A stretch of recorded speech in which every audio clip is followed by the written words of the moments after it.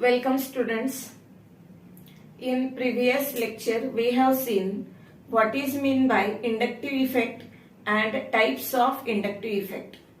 तर inductive effect आणि त्याचे प्रकार काय ते आपण प्रिव्हियस लेक्चर मध्ये बघितलं. आज इंडक्टिव्ह इफेक्टचा उपयोग कुठे करायचा, ऍप्लिकेशन्स ऑफ इंडक्टिव्ह इफेक्ट किंवा सिग्निफिकन्स ऑफ इंडक्टिव्ह इफेक्ट पाहणार आहोत. इंडक्टिव्ह इफेक्ट हे जास्त करून दोन ठिकाणी वापरले जातात. पहिलं म्हणजे to explain the stability of reaction intermediates. Reaction intermediates म्हणजे रिएक्शनच्या मध्ये काही स्पेसिस तयार होतात, तर त्या स्पेसिसची स्टॅबिलिटी त्या रिएक्शन इंटरमिजिएटलाच कधी कधी आपण C2 असं म्हणतो. रिएक्शन इंटरमिजिएट्स म्हणजे C2. तर हे जे रिएक्शन इंटरमिजिएट्स असतात हे तीन प्रकारचे असू शकतात, कॅटायन्स, अनायन्स किंवा फ्री रेडिकल्स.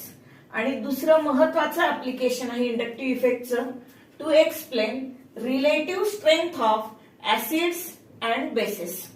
कोणतं ऍसिड जास्त स्ट्रॉंगर आहे, कोणतं वीकर ऍसिड आहे, किंवा बेस पण कुठला बेस स्ट्रॉंगर आहे, कुठला बेस वीकर आहे, तर त्याची स्ट्रेंथची ऑर्डर एक्सप्लेन करण्यासाठी, ऍसिडिक स्ट्रेंथची ऑर्डर किंवा बेसिक स्ट्रेंथची ऑर्डर एक्सप्लेन करण्यासाठी आपण इंडक्टिव्ह इफेक्टचा उपयोग करतो. तर पहिलं ऍप्लिकेशन बघूया, to explain stability of reaction intermediates. आता हे जे रिएक्शन इंटरमिजिएट्स आहेत, हे रिएक्शन इंटरमिजिएट्स तीन प्रकारचे लिहिलेत आपण. एक म्हणजे कॅटायन्स, दुसरा अनायन्स आणि तिसरा म्हणजे फ्री रेडिकल्स. तर हे जे कॅटायन्स आहेत, cations are positively charged species, anions are negatively charged species and free radicals are neutral species. तर एक गोष्ट नेहमी करता लक्षात ठेवायची, ती म्हणजे चार्ज जर डिलोकलाइज्ड असेल तर त्याला स्टॅबिलिटी असते, मात्र चार्ज जर लोकलाइज्ड असेल तर त्याला स्टॅबिलिटी कमी असते, तो जास्त रिएक्टिव्ह असतो. आता लोकलाइज्ड आणि डिलोकलाइज्ड म्हणजे काय? लोकलाइज्ड म्हणजे एकाच ठिकाणी थांबलेला आणि डिलोकलाइज्ड म्हणजे तो स्प्रेड झालेला, विभागल्या गेलेला, थोडा थोडा वाटून घेतलेला, त्याला म्हणतो आपण डिलोकलाइज्ड. तर समजा एखाद्या वेळेला वर्गामध्ये सगळ्यांनी होमवर्क केलेला असतो, नेमकं आपणच होमवर्क करायचं विसरलेलो असतो किंवा करत नाही, आणि नेमकं त्याच दिवशी जर का मॅडमनी वह्या चेक केल्या आणि पनिशमेंट दिली तर अख्ख्या वर्गात आपणच उभं असू किंवा आपल्यालाच एकट्याला पनिशमेंट होत असेल तर आपल्याला जास्त इन्सल्टिंग फील होतं. पण समजा वर्गामध्ये होमवर्क न करणाऱ्यांमध्ये 10 ते 12 जण असतील तर आपल्याला एवढं जास्त इन्सल्टिंग फील होत नाही. अगदी तसंच आहे की चार्ज, मग तो पॉझिटिव्ह चार्ज असो किंवा निगेटिव्ह चार्ज असो, तो जर लोकलाइज्ड असेल, एकाच ठिकाणी थांबलेला असेल, तो डिस्ट्रीब्यूट होत नसेल तर त्याला स्टॅबिलिटी कमी असते. मात्र चार्ज जर डिस्ट्रीब्यूट होत असेल, विभागल्या जात असेल, तर मग त्याला स्टॅबिलिटी कमी असते. चार्जची डेन्सिटी जेवढी जास्त तेवढी स्टॅबिलिटी कमी, आणि चार्जची डेन्सिटी कमी तर स्टॅबिलिटी जास्त. बघूया एकामागून एक. तर सुरुवातीला आपण कार्बोकॅटायन्स घेतलेले आहेत.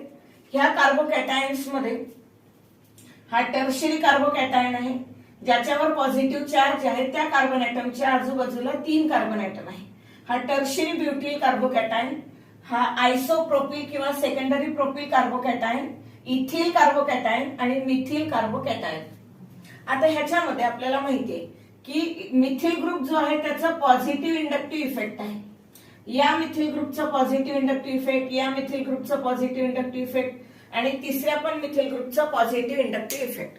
मग जर 3 अल्किल ग्रुपचा पॉझिटिव्ह इंडक्टिव्ह इफेक्ट असेल तर काय होतं की पॉझिटिव्ह इंडक्टिव्ह इफेक्ट म्हणजे काय, तर प्रिव्हियस लेक्चर मध्ये आपण पाहिले की जो इलेक्ट्रॉन रिलीजिंग ग्रुप असतो, जो इलेक्ट्रॉन रिले करतो, रिपेल करतो, त्याचा पॉझिटिव्ह इंडक्टिव्ह इफेक्ट असतो. मग आता हा मिथिल ग्रुप काय करेल, ह्या बॉन्ड मधले इलेक्ट्रॉन थोडेसे सेंट्रल कार्बन ऍटम कडे शिफ्ट करेल. हा मिथिल ग्रुप कार्बन ह्या बॉन्ड मधले इलेक्ट्रॉन थोडेसे सेंट्रल कार्बन ऍटम कडे शिफ्ट करेल. तसंच हा पण मिथिल ग्रुप ह्या बॉन्ड मधले इलेक्ट्रॉन कार्बन कार्बन बॉन्ड मधले इलेक्ट्रॉन सेंट्रल कार्बन ऍटम कडे शिफ्ट करेल, जेणेकरून ह्या कार्बन ऍटमला थोडेसे इकडने इलेक्ट्रॉन मिळतील, थोडेसे इकडने इलेक्ट्रॉन मिळतील, थोडेसे इकडने इलेक्ट्रॉन मिळतील. म्हणून ह्याच्यावरचा जो युनिट पॉझिटिव्ह चार्ज आहे त्या युनिट पॉझिटिव्ह चार्जची डेन्सिटी कमी होईल. मग त्याला जास्त त्रास होणार नाही, म्हणजे त्याला स्टॅबिलिटी जास्त मिळेल. आता हा बघा, हा एक जो आहे कार्बोकॅटायन, त्याला 2 मिथिल ग्रुप अटॅच आहे. या मिथिल ग्रुपच्या पॉझिटिव्ह इंडक्टिव्ह इफेक्टमुळे ह्या बॉन्ड मधले इलेक्ट्रॉन इकडे शिफ्ट होतील. ह्या मिथिल ग्रुपच्या पॉझिटिव्ह इंडक्टिव्ह इफेक्टमुळे ह्या कार्बन कार्बन मधल्या बॉन्ड इलेक्ट्रॉन इंडक्टिव्ह इफेक्टमुळे इकडे शिफ्ट होतील. आणि ह्या कार्बन ॲटमला इलेक्ट्रॉन रिलीज करणारे किती ग्रुप्स आहेत? 2 ग्रुप अटॅच आहेत. म्हणून ह्याच्यावर जी चार्जची डेन्सिटी कमी होईल ती एवढी जास्त कमी होणार आहे जी पहिल्या केसमध्ये कमी झाली. इमॅजिन करा की एक पर्सन आहे आणि त्या पर्सनचे 1000 रुपये हरवले आणि त्याला अर्जंट 1000 रुपयाची गरज आहे. काहीही करून त्याला अगदी अर्ध्या 1 तासामध्ये 1000 रुपये पाहिजे आहे. पण समजा त्याला 3 मित्र भेटले आणि 3 मित्र म्हटले की अरे तू टेन्शन घेऊ नको, एक म्हटलं मी 300 रुपये देतो, दुसरा म्हटलं मी 300 रुपये देतो, तिसरा म्हटलं मी पण 300 रुपये देतो. म्हणजे ह्याला जो पॉझिटिव्ह चार्ज आहे, म्हणजे ह्याला 1000 रुपयाची गरज होती, याने 300 याने 300 याने 300 दिले, त्याला फक्त 100 रुपयेच गोळा करायची आवश्यकता राहिली. म्हणजे त्याचं टेन्शन खूप कमी झालं, म्हणजे त्याला स्टॅबिलिटी मिळाली. ह्याचं असं नाहीये. आता ह्याचे पण 1000 रुपये हरवले, मात्र इकडनं ह्याने 300 रुपये दिले, या मित्राने 300 रुपये दिले, म्हणजे 600 रुपये जमा झाले. पण सध्या त्याला किती 400 रुपये अजून जमा करायची गरज आहे. ह्याला जास्त पळापळ करावी लागेल, म्हणजे याची स्टॅबिलिटी कमी असेल. ह्याच्या कंपॅरिझन मध्ये याची स्टॅबिलिटी कमी असेल. म्हणजे हा जो पहिला आहे हा जास्त स्टेबल आहे हा दुसऱ्यापेक्षा. टर्शियरी ब्युटिल कार्बोकॅटायन जास्त स्टेबल आहे आयसोप्रोपिल किंवा सेकंडरी प्रोपिल कार्बोकॅटायन पेक्षा. तसंच लॉजिक थोडंसं इकडे लावूया. इथे कार्बन आयटम वर पॉझिटिव्ह चार्ज आहे आणि त्याला एकच पॉझिटिव्ह इंडक्टिव्ह इफेक्टचा ग्रुप अटॅच आहे. एकच मिथिल ग्रुप अटॅच आहे. मिथिल असू शकतो, इथिल असू शकतो. त्यांनी पॉझिटिव्ह इंडक्टिव्ह इफेक्ट दाखवला पाहिजे, इलेक्ट्रॉन रिलीजिंग ग्रुप दाखवला पाहिजे. बाकी हा जो हायड्रोजन आहे याचा इंडक्टिव्ह इफेक्ट 0 असतो. तो काही इलेक्ट्रॉन रिलीज करत नाही किंवा अट्रॅक्ट करत नाही. हायड्रोजनचा इंडक्टिव्ह इफेक्ट 0, मात्र मिथिल ग्रुपचा इंडक्टिव्ह इफेक्ट पॉझिटिव्ह. हा इलेक्ट्रॉन इकडे रिलीज करेल, त्याला प्रोव्हाइड करेल इलेक्ट्रॉन. याचे पण 1000 रुपये हरवलेले, मात्र त्याला 300 रुपये मिळाले. 300 रुपये हा देतो आहे, ठीक आहे. मग याला 700 रुपये जमा करावे लागतील. म्हणजे ह्याच्यापेक्षा जास्त धडपड याला करावं लागेल. याला तर 400 रुपये जमवायचे, याला 700 जमवायचे. तर याला ज्या ठिकाणी जास्त जावं लागेल, जास्त मित्रांच्या घरी खेटे घालावे लागतील, म्हणजे जास्त हालचाल करेल, जास्त रिएक्टिव्ह असेल, म्हणजे स्टॅबिलिटी कमी असेल. याची स्टॅबिलिटी कमी, याची स्टॅबिलिटी जास्त. मग सेकंडरी प्रोपिल कार्बोकॅटायन किंवा isopropyl carbocation is more stable than ethyl carbocation. आता मिथिल कार्बोकॅटायन हा बिचारा वाळवंटातच आहे. ह्याला एकही मित्र नाहीये जो पैसे देऊ शकेल. मित्र आहेत पण त्यांच्याकडेच पैसे नाहीयेत. हा जो कार्बन ॲटम आहे त्याचे 1000 रुपये हरवले, पण त्याच्याकडे जे शेजारी आहेत किंवा मित्र आहेत त्यांच्याकडे स्वतःकडे पैसे नाहीये, ते देऊच शकत नाही. हायड्रोजनचा इंडक्टिव्ह इफेक्ट 0 आहे. 0 इंडक्टिव्ह इफेक्ट, 0 इंडक्टिव्ह इफेक्ट. ह्याला कोणीही मदत करणारा नाहीये, याला स्वतःलाच 1000 रुपये जमा करावे लागतील. म्हणजे जास्त अनस्टेबल कॅरेक्टर असेल आणि याच्यावरचा चार्ज युनिट पॉझिटिव्ह म्हणजे तेवढाच राहील, तो कमी होणार नाही. म्हणून पॉझिटिव्ह चार्जची डेन्सिटी सर्वात जास्त मिथिल कार्बोकॅटायनवर असेल. तर हा सर्वात कमी स्टेबल, सगळ्यात कमी स्टेबल म्हणजे लीस्ट स्टेबल. लीस्ट स्टेबल म्हणजे maximum reactive, maximum reactive, most reactive असं म्हणता येईल. आणि ह्या चौघांच्या कंपॅरिझन मध्ये हा जो आहे टर्शियरी ब्युटिल कार्बोकॅटायन हा मोस्ट स्टेबल कार्बोकॅटायन किंवा least reactive carbocation compared to this 3. ठीक आहे. या चौघांमध्ये जर आपण कंपॅरिझन केली तर हा सर्वात जास्त स्टेबल म्हणजे सगळ्यात कमी रिएक्टिव्ह आणि हा सर्वात जास्त रिएक्टिव्ह मॅक्झिमम रिएक्टिव्ह म्हणजे कमीत कमी स्टेबल असा असेल. ठीक आहे. तर हे झालं कार्बोकॅटायन बद्दल. आता कार्बोकॅटायनला स्टॅबिलिटी कधी मिळेल? जेव्हा त्याच्याजवळ पॉझिटिव्ह इंडक्टिव्ह इफेक्टचे सबस्टिट्युएंट्स जास्त असतील. कार्बोकॅटायनवर जर पॉझिटिव्ह इंडक्टिव्ह इफेक्टचे सबस्टिट्युएंट्स जास्त असेल तर कार्बोकॅटायनला स्टॅबिलिटी जास्त असते. मात्र कार्ब एनायनचं तसं नाही. कार्ब एनायनवर निगेटिव्ह चार्ज असतो. कार्ब एनायनवर निगेटिव्ह चार्ज असल्यामुळे जर त्याच्यावर पॉझिटिव्ह इंडक्टिव्ह इफेक्टचे सबस्टिट्युएंट्स असले तर शेजारी काय म्हणतात त्याला इलेक्ट्रॉन प्रोव्हाइड करतील आणि निगेटिव्ह चार्जची डेन्सिटी उलट जास्त होईल. आणि चार्जची डेन्सिटी वाढली तर स्टॅबिलिटी काय होईल, कमी होईल.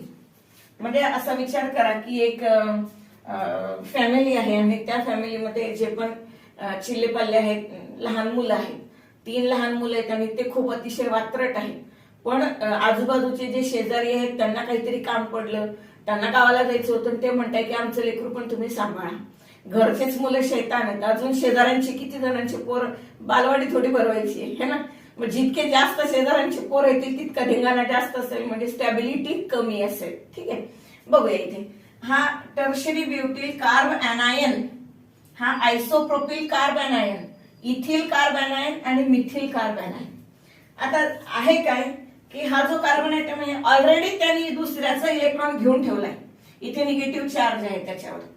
स्वतःचा इलेक्ट्रॉन तर आहेच, पण दुसऱ्याचं पण एक इलेक्ट्रॉन त्याच्याकडे आलेला आहे आणि तो इलेक्ट्रॉन त्याला सहन होत नाही. तरीही हा मिथिल ग्रुपचा पॉझिटिव्ह इंडक्टिव्ह इफेक्ट आहे, या मिथिल ग्रुपचा पॉझिटिव्ह इंडक्टिव्ह इफेक्ट, या अल्किल ग्रुपच्या पॉझिटिव्ह इंडक्टिव्ह इफेक्टमुळे इकडने इलेक्ट्रॉन इकडे इकडे असे शिफ्ट होतील. ऑलरेडी निगेटिव्ह चार्ज आहे, इकडने इलेक्ट्रॉन येत आहे, इकडने इलेक्ट्रॉन येत आहे, इकडने इलेक्ट्रॉन येत आहे, इलेक्ट्रॉनची संख्या खूप झाली, त्याच्यामुळे याला स्टॅबिलिटी कमी असेल. मग हा कसा असेल, कमीत कमी stable, less stable compare to हा. आता बघा ह्याच्याकडे इलेक्ट्रॉन प्रोव्हाइड करणारे 2च मिथिल ग्रुप आहे. यांच्या पॉझिटिव्ह इंडक्टिव्ह इफेक्टमुळे 2 मिथिल ग्रुप इलेक्ट्रॉन रिलीज करतील आणि ह्याच्यावरचा निगेटिव्ह चार्ज थोडासा वाढेल, पण एवढा नाही वाढणार. म्हणजे याच्यावर जो चार्ज आहे तो थोडासा कमी असेल ह्याच्यापेक्षा, म्हणून याला जास्त स्टॅबिलिटी असेल. याच्याकडे स्टॅबिलिटी कमी आहे. इमॅजिन करा ह्याच्याकडे घरातच 3 लेकरं आणि 3 शेजाऱ्यांनी अजून एक एक एक एक लेकरू आणून ठेवले, म्हणजे 6 लेकरं याला सांभाळायचे आणि ते पण धिंगाणा करणार आहे. म्हणजे याला स्टॅबिलिटी कमी आहे, सारखी पळापळ करायला लागेल. तो पडला का, तो धडपडला का, काय झाले, काय निघलं जास्त. आता याच्याकडे स्वतःकडे 3 लेकरं आहेत आणि शेजाऱ्याचे 2 आहेत, म्हणजे याला 5 लेकरं सांभाळायचे. विचार करायला काय हरकत आहे, पण स्टॅबिलिटी असंच असतं. आता इथिल कार्ब अनायन, इथिल कार्ब अनायन मध्ये ह्याच्याकडे स्वतःचे 3 आहेत, ते तर वागावेच लागतील, वागवावेच लागतील स्वतःचेच म्हटल्यानंतर. पण शेजाऱ्याचं एकच लेकरू आहे, तो म्हणतो की नाही आज मला अडचण आहे, मला माझं जे पण आहे ते कार्ट तुला सांभाळायचंच आहे. मग हा मजबुरीने सांभाळतो. मात्र इथे किती 4च लेकरं सांभाळायचे आणि 3 तर स्वतःचेच आहे, म्हणजे मजबुरी जास्त नाहीये. त्याच्यामुळे ह्याला स्टॅबिलिटी, कारण तिघांचं नेचर वगैरे सगळं माहिती असतं, फक्त ह्या चौथ्याला सांभाळायचं, एकालाच एक्स्ट्रा सांभाळायचे. म्हणून याच्यावर जो चार्ज आहे स्वतः युनिट निगेटिव्ह आहे, इकडनं थोडेसेच इलेक्ट्रॉन आले, एकाच बाजूने इलेक्ट्रॉन आले, म्हणजे इलेक्ट्रॉनची डेन्सिटी थोडी कमी आहे ह्याच्यापेक्षा. मग इलेक्ट्रॉनची डेन्सिटी कमी आहे तर त्याला स्टॅबिलिटी जास्त असेल. आणि याचं तर विचारूच नका, आनंदी आनंद आहे. स्वतःच्या घरचेच 3 लेकरं आहेत, ते सांभाळायचे, रुटीन आहे, काय कोणी आणून दिलेलं नाहीये, हा मजेत आहे. ह्याच्यावर चार्जची डेन्सिटी वाढणार नाही, युनिट निगेटिव्ह आहे तेवढीच नाही.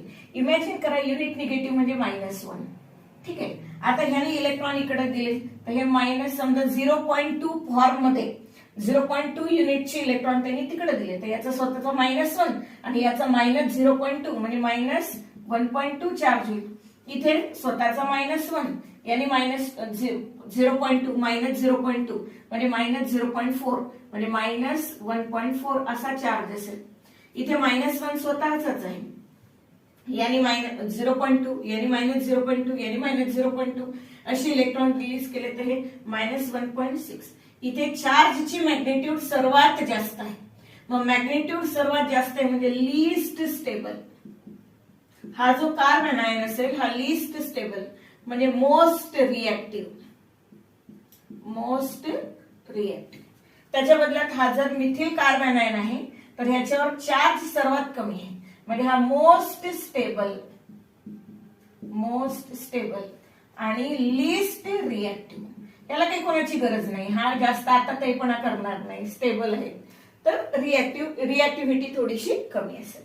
तर कार्ब कॅटायन मध्ये कसं असतं, कार्ब कॅटायन जर आपण विचार केला तर tertiary carbocation is more stable. Stability बद्दल लिहितोय आपण, स्टॅबिलिटी कार्ब कॅटायनची stability. Tertiary carbocation is more stable than secondary carb cation, more stable than primary carb cation, stable than methyl carb cation. पण आता हे जे आपण बघितलं कार्ब अनायन, तर कार्ब अनायनची स्टॅबिलिटी, कार्ब अनायन स्टॅबिलिटी आताच आपण इथे लिहिलं होतं, हा मोस्ट स्टेबल आहे. म्हणजे मिथिल कार्ब अनायन मोस्ट स्टेबल, प्रायमरी कार्ब अनायन थोडा कमी स्टेबल, सेकंडरी कार्ब अनायन त्यापेक्षा कमी स्टेबल आणि टर्शरी कार्ब अनायन सगळ्यात लीस्ट स्टेबल. हा लीस्ट स्टेबल. ठीक आहे. रिएक्टिव्हिटी ऑर्डर एक्झॅक्ट अपोजिट. जर रिएक्टिव्हिटी ऑर्डर म्हटलं तर हे सगळे ग्रेटर दॅनचे चिन्ह आहे ते लेस दॅन होत जाते. फ्री रेडिकल बद्दल बघूया. आता तुम्हाला असं वाटेल की आपण पहिलं स्टेटमेंट केलं होतं की ज्या स्पेसिसवर चार्ज असतो ती स्पेसिस नेहमीच अनस्टेबल असते किंवा कमी स्टेबल असते न्यूट्रल स्पेसिसच्या कंपॅरिझन मध्ये. मग फ्री रेडिकल तर न्यूट्रल आहे, ते तर स्टेबल असायला पाहिजे, पण तसं नाहीये. का नाहीये?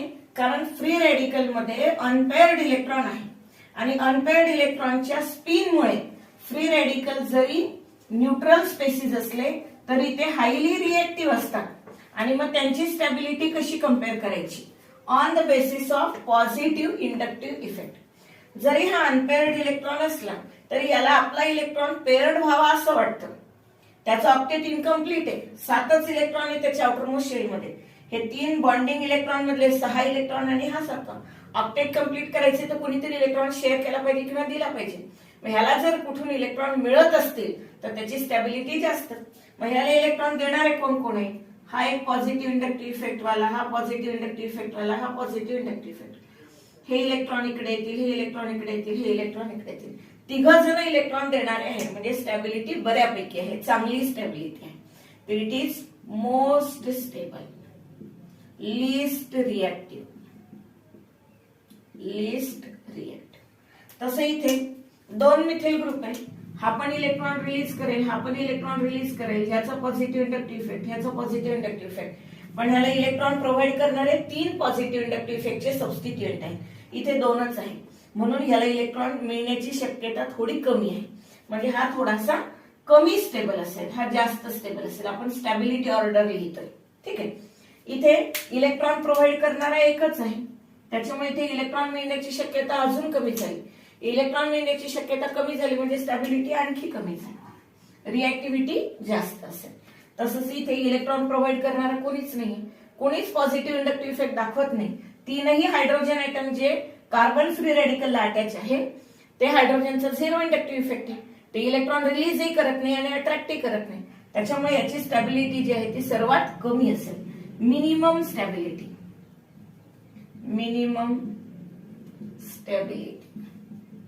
आणि मॅक्झिमम रिएक्टिव्हिटी.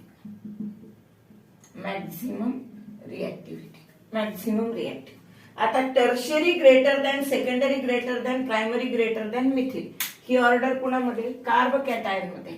मग जी ऑर्डर ऑफ रिएक्टिव्हिटी कार्ब कॅटायनची आहे सेम टाईपची रिएक्टिव्हिटी इथे कार्बन फ्री रेडिकल ची स्टॅबिलिटी ऑर्डर आणि रिएक्टिव्हिटी ऑर्डर सेम असेल.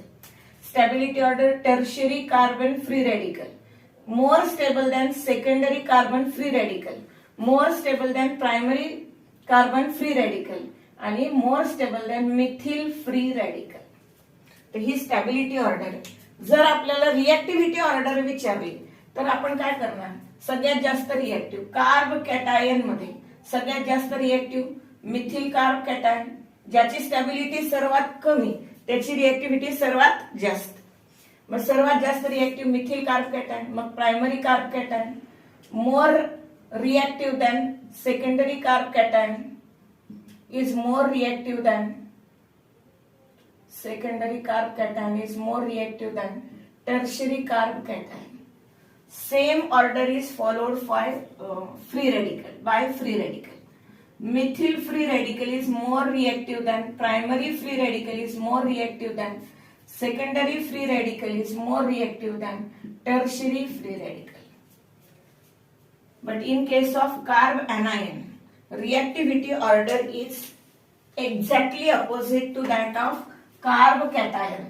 कार्ब कॅटायन आणि फ्री रेडिकलच्या रिएक्टिव्हिटीच्या एक्झॅक्ट अपोजिट ऑर्डर फ्री रेडिकलची असणार आहे. मग tertiary carbanion is more reactive than secondary carbanion, more reactive than primary carbanion, more reactive than methyl carbanion. तर ही होती स्टॅबिलिटी ऑफ रिएक्शन इंटरमिजिएट्स. आता स्टॅबिलिटी ऑफ रिएक्शन इंटरमिजिएट्स नंतर दुसरं ऍप्लिकेशन आहे how to decide the relative strength of acids and bases. तर त्यासाठी काही एक्झाम्पल्स पाहूया. आधी आपण रिलेटिव्ह स्ट्रेंथ ऑफ ऍसिड्स पाहूया. तर कुठल्याही ऍसिडला आपण रिप्रेझेंट करू शकतो HA, कारण acids have tendency to produce H+ ions when dissolved in water in aqueous medium. कुठल्याही ऍसिडला ऍक्वियस मीडियम मध्ये टाकल्यानंतर आपल्याला H+ आयन्स मिळतील. आणि ज्यावेळेला आपल्याला रिलेटिव्ह स्ट्रेंथ एक्सप्लेन करायची आहे, म्हणजे नॅचरली ते ऍसिड्स वीक ऍसिड असतील आणि वीक ऍसिड मध्ये जर आपल्याला कंपॅरिझन करायची असेल तर त्याच्यासाठी हा इंडक्टिव्ह इफेक्ट उपयोगात येतो. म्हणजे कसं की समजा क्लासमध्ये 100 स्टुडंट्स आहेत आणि 100 स्टुडंट्स पैकी 95 स्टुडंट्सला अबव 70% मार्क्स आहेत आणि फक्त 5 स्टुडंट्स असे आहेत का ज्यांना बिलो 75% मार्क्स आहेत. आता त्याच्यापैकी काही जणांना 5 पैकी एकाला 40% मार्क्स आहेत, दुसऱ्याला 45% मार्क्स आहे, एकाला 35% मार्क आहे. आता 5 जणांना 75 बिलो 75 म्हटले, फेल आहेत किंवा पास आहेत असं नाही म्हटलं मी. पण समजा एखाद्याला 25% मार्क्स आहे. 4 झालेत का? ठीक आहे, अजून एक जण. एखाद्याला समजा 65% मार्क्स आहे. आता ह्याच्यामध्ये जे क्लासच्या कंपॅरिझन मध्ये क्लासमध्ये 95 स्टुडंट्सला अबव 75% मार्क्स आहेत. हे 5च नमुने असे आहेत का त्यांना हे असले मार्क्स आहेत. आता ह्याच्यातही सर्वात जास्त मार्क्स कोणाला आहेत? ज्याला 65% मार्क्स आहेत. म्हणजे हा कसा झाला? हुशार, हे की नाही? ह्या 5 मध्ये तो कसा झाला? हुशार. आणि ह्या 5 मध्ये पण सगळ्यात ढ कोण झाला? तर हा झाला, म्हणजे सगळ्यात कमी मार्क्स असलेला. म्हणजे आपण असं म्हणू शकतो की पूर्ण वर्गाच्या कंपॅरिझन मध्ये हे वीकच आहे, पण त्यातल्या त्यात सगळ्यात वीक हा आहे. आणि या वीक मधला पण थोडासा स्ट्रॉंग हा आहे. म्हणजे वीक मध्ये जर हे सगळे वीक स्टुडंट्स आहेत आणि या वीक स्टुडंट्स मध्ये जर आपल्याला स्ट्रेंथ ओळखायची असेल की बाबा या वीक मध्ये हुशार कोणता, तर वीक मधला हुशार हा आहे. तसंच पूर्ण जे ऍसिड्स असतील ते स्ट्रॉंग ऍसिड सोडले तर जे वीक ऍसिड आहेत त्यांची रिलेटिव्ह स्ट्रेंथ किंवा वीक बेसेस जे असतील त्यांची रिलेटिव्ह स्ट्रेंथ आपण इंडक्टिव्ह इफेक्ट वर एक्सप्लेन करू शकतो. तर हे जे वीक ऍसिड आहेत, वीक ऍसिडला आपण H+ आणि A- असं रिप्रेझेंट करू शकतो. सगळ्यात महत्वाचं की जो सबस्टन्स ऍक्वियस सोल्युशन मध्ये H+ देत असेल त्याला आपण ऍसिडिक म्हणतो. मग आता H+ कधी देईल? जेव्हा त्याला A- बद्दल जास्त मोह असणार नाही. त्याचा अर्थ काय होतो? जर H+ ला A- बद्दल अतिच प्रेम असेल तर तो त्या कवटाळूनच बसेल. H+ आणि A- अगदी सोबत सोबतच राहतील. मग H+ जर नसतील ते Hच राहतील. आणि जर ते Hच राहिले आणि त्यांनी H+ दिला नाही तर त्याला ऍसिडिक नेचर असेल का? नाही. आणि जर H+ ला A बद्दल जास्त आकर्षण नसेल किंवा A- ला H+ बद्दल जास्त आकर्षण नसेल तर A- म्हणेल भटक, तुला कुठे भटकायचं? H+. तो फ्री राहील. आणि H+ फ्री राहिला तर ह्या जो A- आहे ह्याला जर स्टॅबिलिटी असेल, A- ला जर स्टॅबिलिटी असेल तर तो H+ ला फ्री फिरू देईल. आणि H+ ला जर फ्री फिरू दिलं तर याची ऍसिडिक नेचर जास्त असेल, त्याची ऍसिडिक स्ट्रेंथ जास्त असेल. मात्र H- जर अनस्टेबल असेल, H- अनस्टेबल म्हणजे कमी स्टेबल म्हणजे जास्त रिएक्टिव्ह येतो, तो H+ ला पकडूनच बसेल. आणि त्याने जर काही H+ ला पकडून ठेवलं तर तो HA फॉर्म मध्ये राहील. H+ फ्री मिळणार नाही आणि सोल्युशन मध्ये जर H+ मिळाले नाही तर ऍसिडिक कॅरेक्टर कमी होईल. मग आपल्याला ऍसिडिक कॅरेक्टर एक्सप्लेन करायचं आहे तर काय एक्सप्लेन करायचं असतं? आपल्याला ह्या एनायनची स्टॅबिलिटी एक्सप्लेन करायची असते. ज्या एनायनची स्टॅबिलिटी जास्त त्याची स्ट्रेंथ जास्त, ज्या एनायनची स्टॅबिलिटी कमी त्याची स्ट्रेंथ कमी. आता सरळ सरळ विचार आहे, हा एनायन आहे, याला जर स्टेबल करायचं असेल तर ह्या निगेटिव्ह चार्जला कमी केलं पाहिजे, निगेटिव्ह चार्जची डेन्सिटी कमी केली पाहिजे. मग निगेटिव्ह चार्जची डेन्सिटी कोण कमी करेल? तर जो इलेक्ट्रॉन खेचून घेणार आहे तो इलेक्ट्रॉन आपल्याकडे खेचून घेईल आणि A- जो आहे त्याला स्टॅबिलिटी देईल. त्या इलेक्ट्रॉनला हे जो चार्ज आहे निगेटिव्ह चार्ज त्याला डिलोकलाइज करेल, डिस्ट्रीब्यूट करेल, त्याचा भार हलका करेल. मग त्याला आपण म्हणतो स्ट्रॉंगली ऍसिडिक. थोडंसं कंपॅरिझन करूया एक्झाम्पल्स पाहून. पहा इकडे पहिलं एक्झाम्पल घेतलंय आपण फ्लोरो ऍसिटिक ऍसिड. दुसरं example chloro acetic acid, bromo acetic acid आणि आयोडो ऍसिटिक ऍसिड.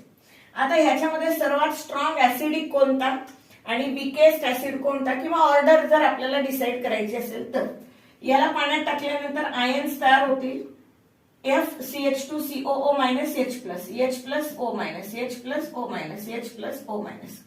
आपल्याला इंडक्टिव्ह इफेक्टमुळे एखादा सबस्टन्स ऍसिडिक आहे किंवा नाही हे नाही सांगता येत. एखादा सबस्टन्स ऍसिडिक आहे किंवा नाही हे इंडक्टिव्ह इफेक्टमुळे सांगता येत नाही, पण तो किती ऍसिडिक आहे, दोन जर तुम्हाला दिले तर कोणता जास्त ऍसिडिक आणि कोणता थोडा कमी ऍसिडिक हे सांगता येतं. पण यांच्यामध्ये ऍसिडिक कॅरेक्टर आहे हे H प्लस जर गेले फ्री राहिले तर यांची रिलेटिव्ह स्टॅबिलिटी आपल्याला पाहावं लागेल. हे जे उरलंय याला म्हणतात कॉन्जुगेट बेस.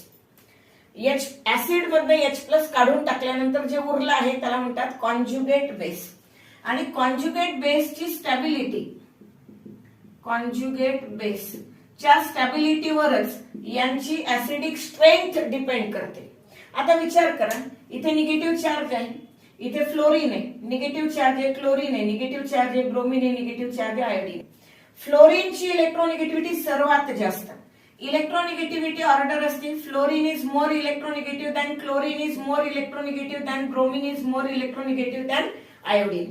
फ्लोरीन असं पटकन इलेक्ट्रॉन खेचून घेतो, खूप सारे इलेक्ट्रॉन खेचून घेतो, जास्त प्रमाणात खेचून घेतो, म्हणून इथला निगेटिव्ह चार्ज खूप कमी होईल.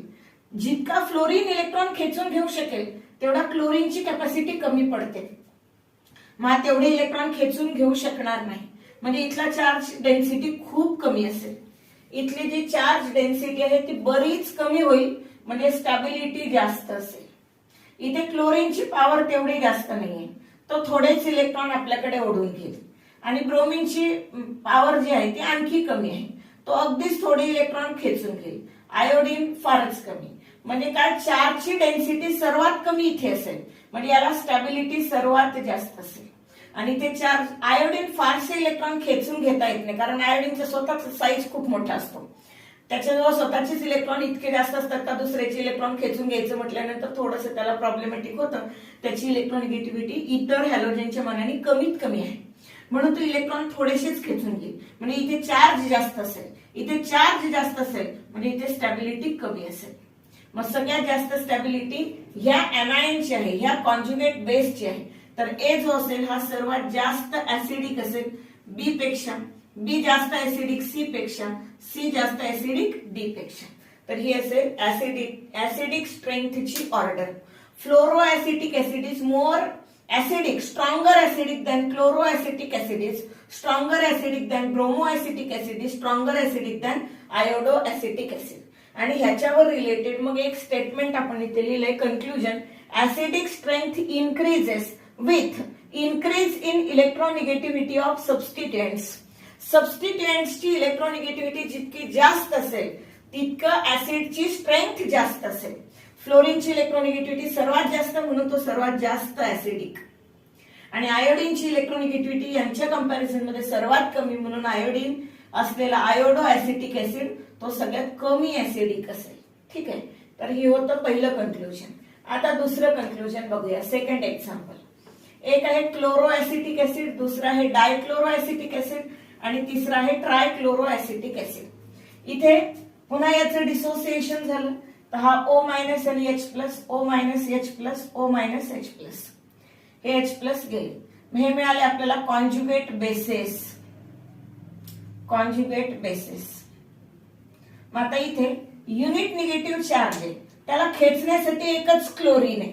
इथे निगेटिव्ह चार्ज आहे, त्या निगेटिव्ह चार्जचे इलेक्ट्रॉन खेचण्यासाठी क्लोरीनचा निगेटिव्ह इंडक्टिव्ह इफेक्ट आहे, तो इलेक्ट्रॉन आपल्याकडे ओढून घेईल. या निगेटिव्ह चार्जला ओढण्यासाठी हा पण क्लोरीन आहे आणि हा पण क्लोरीन आहे. इलेक्ट्रॉन इकडे येतील, काही इलेक्ट्रॉन इकडे जातील, इकडे जातील, म्हणजे खेचण्याची प्रक्रिया जास्त आहे. ठीक आहे, ह्याला इलेक्ट्रॉन खेचण्याचा प्रकार जास्त आहे, ह्याच्यावर सबस्टिट्युएंट जास्त आहे.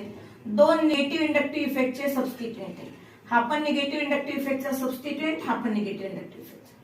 इथे मात्र हा पण क्लोरीन इलेक्ट्रॉन खेचेल, हा पण क्लोरीन इलेक्ट्रॉन खेचेल, हा पण क्लोरीन इलेक्ट्रॉन खेचेल.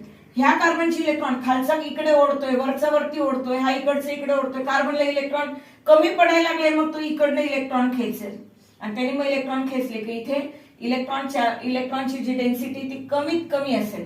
कमीत कमी असेल म्हणजे याची स्टॅबिलिटी जास्तीत जास्त असेल. याची स्टॅबिलिटी सर्वात जास्त असेल. त्या मानाने इथे खेचणारे इलेक्ट्रॉन विड्रॉ करणारे निगेटिव्ह इंडक्टिव्ह इफेक्टचे सबस्टिट्युएंट दोनच आहे. मग इथे जी इलेक्ट्रॉन खेचून घेण्याची पॉवर आहे इथे सर्वात जास्त आहे, इथे थोडी कमी आहे आणि इथे त्यापेक्षाही कमी आहे. म्हणजे याची स्टॅबिलिटी सर्वात जास्त, याची स्टॅबिलिटी कमीत कमी. मग याची स्टॅबिलिटी जास्त म्हणजे ऍसिडिक कॅरेक्टर जास्त. C is stronger acidic than B is stronger acidic than A. याच्यावरून आपल्याला काय कळतं, strength of acid is directly proportional to किंवा strength of acid increases with increase in the substituent with negative inductive effect. हे negative inductive इफेक्टचे substituent जितके जास्त असतील तितके ऍसिडिक कॅरेक्टर जास्त असेल. इथे एकच, इथे दोन, इथे तीन, म्हणून याच्यापेक्षा हा जास्त ऍसिडिक, याच्यापेक्षा हा जास्त ऍसिडिक. म्हणून सेकंड कन्क्लुजन आपण इथे लिहिलंय, increases acidic strength increases with increase in number of electronegative substituents. Number of electronegative substituents वाढले का ऍसिडिक स्ट्रेंथ वाढेल. तिसरा पार्ट बघूया. तिसरं एक्झाम्पल इथे आहे 4-chloro-butanoic acid, 3-chloro-butanoic acid, 2-chloro-butanoic acid. आता इथे पुन्हा एकदा डिसोसिएशन होईल, H+ निघून जाईल, हे कॉन्जुगेट ऍसिड्स तयार होतील. कारण कुठल्याही ऍसिडला पाण्यामध्ये टाकलं की H+ थोडे तरी फ्री होतील. जर हा H+ निघून गेला तर मिळणारा कॉन्जुगेट बेस हा असेल. आता ज्याच्यामध्ये चार्जची डेन्सिटी कमीत कमी तो सर्वात जास्त ऍसिडिक. आता इथे निगेटिव्ह इलेक्ट्रॉन इथे आहे आणि क्लोरीन इकडे, अंतर कसं जास्त आहे. या क्लोरीनला इलेक्ट्रॉन खेचून घ्यायचे म्हटले तर पार इथपर्यंत लांबून खेचावे लागते, जास्त पॉवर नाही चालणार. इथे क्लोरीन जवळ आहे, ठीक आहे, इथनं इथपर्यंत इतकं जवळ आहे आणि इथे तर अगदीच जवळ आहे. इथनं इलेक्ट्रॉन घेतले की लगेच इथे. मग जितका निगेटिव्ह चार्ज जवळ असेल तितकं तो पटकन खेचला जाईल, जितकं दूर असेल तितकं लवकर खेचला जाणार नाही. मग याचा जो निगेटिव्ह इंडक्टिव्ह इफेक्ट सगळ्यांचा सेमच आहे, पण इथे डिस्टन्स जास्त असल्यामुळे याची पॉवर कमी पडते आणि निगेटिव्ह चार्ज इथे जास्त असतो. चार्ज जास्त आहे म्हणजे स्टॅबिलिटी कमी आहे. चार्ज जास्त आहे म्हणजे स्टॅबिलिटी कमी आहे आणि इथे अगदी जवळ आहे, पटकन खेचून घेईल तर इथला चार्ज कमी होईल म्हणजे इथली स्टॅबिलिटी जास्त असेल. स्टॅबिलिटी जास्त असेल म्हणजे ऍसिडिक कॅरेक्टर जास्त असेल. C is more acidic than B is more acidic than sorry A. C is stronger acidic than B is stronger acidic than A. आणि हे कशावर डिपेंड सॉरी हे कशावर डिपेंड आहे, डिस्टन्सवर. डिस्टन्स जास्त तर ऍसिडिक कॅरेक्टर कमी, डिस्टन्स कमी तर ऍसिडिक कॅरेक्टर जास्त. तर acidic strength increases with decrease in distance of electronegative substituent from negative charge. Negative charge पासून निगेटिव्ह इंडक्टिव्ह इफेक्टचा सबस्टिट्युएंट जितका लांब असेल तितकं त्याचं ऍसिडिक कॅरेक्टर कमी असेल अँड व्हाईस व्हर्सा. पुढचे एक्झाम्पल्स आहेत formic acid, acetic acid, propionic acid. पुन्हा एकदा ह्याला ऍसिडिक नेचर आहे म्हणजे O-H+, O-H+, O-H+. हे झाले कॉन्जुगेट बेसिस.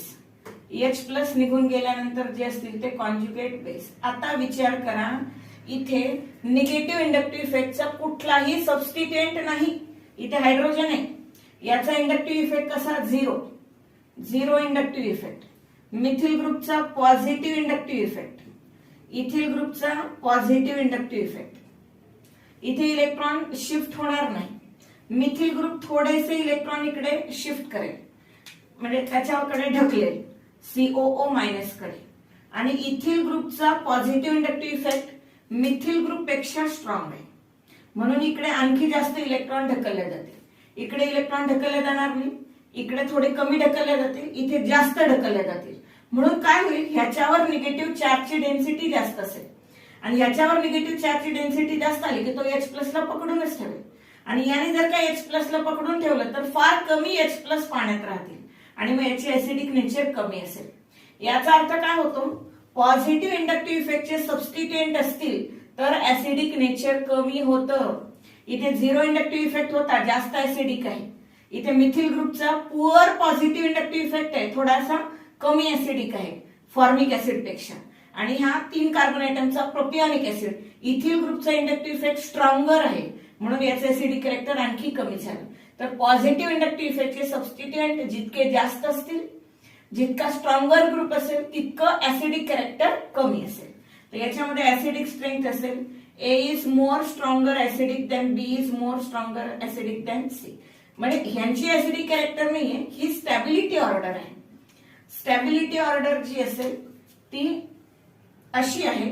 आणि ह्याचा जो ऍसिड असेल की नाही फॉर्मिक ऍसिड, तर हा फॉर्मिक ऍसिड जास्त ऍसिडिक, ऍसिटिक ऍसिड त्यापेक्षा कमी ऍसिडिक, आणि इथे प्रोपिऑनिक ऍसिड सर्वात कमी ऍसिडिक. ऍसिडच्या बाबतीत ऍसिड स्ट्रेंथ ठीक आहे. इथे इथेन, इथिलीन आणि ऍसिटिलीन यांच्यामध्ये ऍसिडिक कॅरेक्टर एक्सप्लेन करायचं. आता तुम्हाला वाटेल ह्याच्यात कसलं आलंय ऍसिडिक कॅरेक्टर. बघा इथे प्रत्येक कार्बन आयटम हायड्रोजनला अटॅच आहे.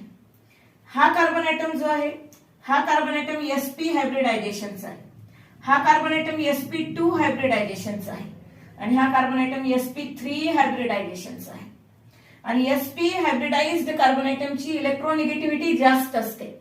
मग याची इलेक्ट्रोनिगेटिव्हिटी जास्त असेल तर त्याचं ऍसिडिक कॅरेक्टर जास्त. sp ची इलेक्ट्रोनिगेटिव्हिटी जास्त sp2 पेक्षा, आणि sp2 हायब्रिडाइज्ड कार्बन आयटमची इलेक्ट्रोनिगेटिव्हिटी जास्त sp3 हायब्रिडाइज्ड कार्बन आयटम पेक्षा. म्हणून याची इलेक्ट्रोनिगेटिव्हिटी सर्वात कमी तर ऍसिडिक कॅरेक्टर सर्वात कमी, याची इलेक्ट्रोनिगेटिव्हिटी सर्वात जास्त तर याचं ऍसिडिक कॅरेक्टर सर्वात जास्त. तर ऍसिटिलीन मधला हायड्रोजन पटकन H+ म्हणून जाऊ शकेल, त्याच्यापेक्षा स्लोली इथिलीन मधला जाईल, आणि इथेन मधला हायड्रोजन H+ होऊन जाणं थोडंसं जास्तच अवघड आहे. ही असेल acidic strength of ethane, ethylene आणि ऍसिटिलीन. आता या ऍसिडिक स्ट्रेंथचा उपयोग, ऍसिडिक स्ट्रेंथ मध्ये इंडक्टिव्ह इफेक्टचा जास्त उपयोग होतो. बेसिक स्ट्रेंथचे थोडे कमी एक्झाम्पल्स आहेत आपल्याला, बघूया. बेसिक स्ट्रेंथसाठी अमोनिया. ऍक्च्युली बेस जे असतात ते lone pair of electron donate करतात. जर लोन पेअर ऑफ इलेक्ट्रॉन पटकन देता आली तर स्ट्रॉंग बेस, जर लवकर देता आली नाही तर वीक बेस. आणि जर पॉझिटिव्ह इंडक्टिव्ह इफेक्टचे सबस्टिट्युएंट असतील तर ते त्याला इलेक्ट्रॉन देतील आणि लोन पेअर पटकन दिला जाईल. मग पॉझिटिव्ह इंडक्टिव्ह इफेक्टचे सबस्टिट्युएंट बेसिक कॅरेक्टर वाढवतील. हा अमोनिया आहे. 3ही हायड्रोजन, इंडक्टिव्ह इफेक्ट नाही, 0 इंडक्टिव्ह इफेक्ट. इथे अल्किल ग्रुपचा पॉझिटिव्ह इंडक्टिव्ह इफेक्ट, इथे 2 अल्किल ग्रुपचा पॉझिटिव्ह इंडक्टिव्ह इफेक्ट. हा अल्किल ग्रुप इलेक्ट्रॉन देईल, हा अल्किल ग्रुप इलेक्ट्रॉन देईल, इथे इलेक्ट्रॉन डेन्सिटी वाढेल, हा पटकन इलेक्ट्रॉन देईल, म्हणजे याचं बेसिक नेचर जास्त असेल. इथे एकच अल्किल ग्रुप इलेक्ट्रॉन देईल, त्याच्यामुळे इलेक्ट्रॉन लवकर दिला जाणार नाही, आणि इलेक्ट्रॉन जर लवकर दिले गेले नाही तर याचं बेसिक कॅरेक्टर थोडंसं कमी असेल. आणि इथे ते इलेक्ट्रॉन देणारा कोणीच नाही, याला लवकर इलेक्ट्रॉन पेअर द्यावीशी वाटणार नाही, म्हणजे याचं बेसिक कॅरेक्टर जे असेल ते मिनिमम असेल, हा लिस्ट बेसिक असेल. याच्यामध्ये बेसिक कॅरेक्टर कसं असेल, C is more basic than B is more basic than A. आणि याचंच कन्क्लुजन आपण लिहिलं, खूप इम्पॉर्टंट कन्क्लुजन आहे. अरोमॅटिक साठी पण असेल, एलिफॅटिक साठी पण असेल, 12th मध्ये जास्त उपयोगात येईल. ठीक आहे, MCQ साठी पण. तर substituents with positive inductive effect decreases acidic character. Positive inductive इफेक्टचे जर सबस्टिट्युएंट असेल तर ऍसिडिक कॅरेक्टर कमी होतं, मात्र बेसिक कॅरेक्टर काय होतं, वाढतं. त्याच्या उलट निगेटिव्ह इंडक्टिव्ह इफेक्टचे सबस्टिट्युएंट, साधी सरळ गोष्ट आहे, निगेटिव्ह इंडक्टिव्ह इफेक्ट मध्ये इलेक्ट्रॉन खेचून घ्यायचे. जितके तो इलेक्ट्रॉन खेचून घेईल तितका निगेटिव्ह चार्ज स्टेबल होईल, जितका निगेटिव्ह चार्ज स्टेबल होईल H+ फ्री राहील आणि ऍसिडिक कॅरेक्टर जास्त असेल. तर निगेटिव्ह इंडक्टिव्ह इफेक्टचे जे सबस्टिट्युएंट असतील त्यांच्यामुळे ऍसिडिक कॅरेक्टर वाढेल, मात्र बेसिक कॅरेक्टर जे असेल ते कमी होईल. Basic strength decreases basic strength. ठीक आहे, तर हे होते ऍप्लिकेशन्स ऑफ इंडक्टिव्ह इफेक्ट.